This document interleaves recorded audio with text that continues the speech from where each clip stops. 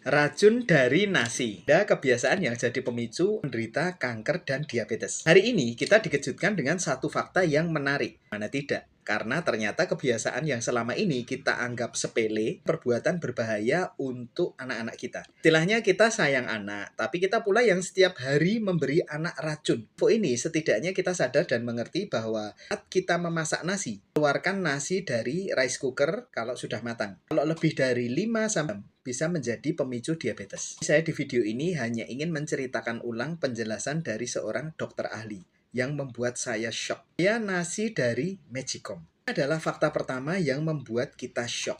Karena nyatanya nasi dari Magicom boleh dimakan.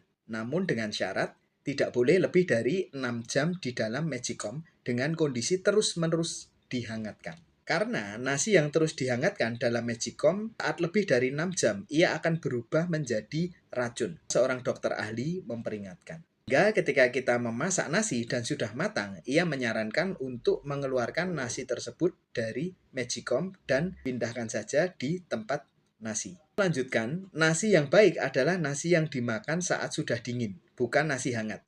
Karena nasi dingin memiliki kadar gula yang lebih rendah. Mengapa sekarang ini banyak anak-anak menderita diabetes? Karena mereka terbiasa makan nasi hangat di Magicom. Beda dengan orang-orang zaman dahulu. Nasi yang dimasak dilangseng kemudian jika sudah matang akan diletakkan di tempat nasi. Nasi tidak terus-menerus dihangatkan. Kita dan keluarga mungkin sering makan di luar. Jadi kadang masak nasi tapi nggak ada yang makan. Magicom jalan terus. Besoknya kadang nasi baru terjamah. Inilah yang jelas seringkali mungkin kita meletakkan nasi di Magicom lebih dari 6 jam. Sekarang sejak mengetahui hal tersebut, seusai nasi matang, Magicom langsung sebaiknya dimatikan dan nasi didinginkan.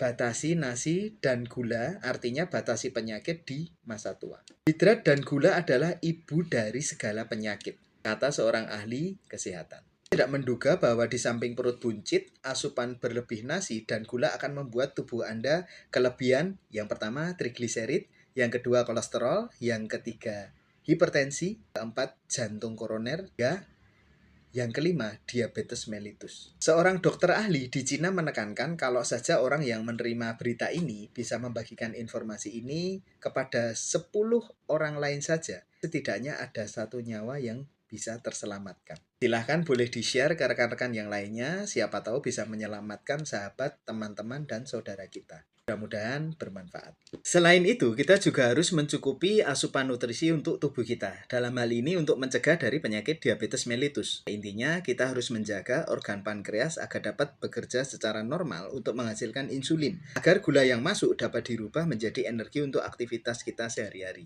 Dan itu kita juga harus menjaga pola makan dan membatasi jumlah asupan gula dari makanan atau minuman yang kita konsumsi sehari-hari. Bagaimana jika kita sudah terkena penyakit diabetes? Pengalaman rekan-rekan kami yang mengalami diabetes dan akhirnya bisa sembuh atau normal, mereka menambahkan konsumsi makanan kesehatan untuk menjaga organ pankreas dan menurunkan kadar gula berlebih secara alami. Apakah rekomendasi produk herbal alami tersebut? Silahkan boleh tanya-tanya dan sharing-sharing via DM lebih jelasnya. Jangan lupa follow akun TikTok ini untuk mendapatkan update kesehatan, info kesehatan lainnya setiap hari. Salam sehat, semoga bermanfaat.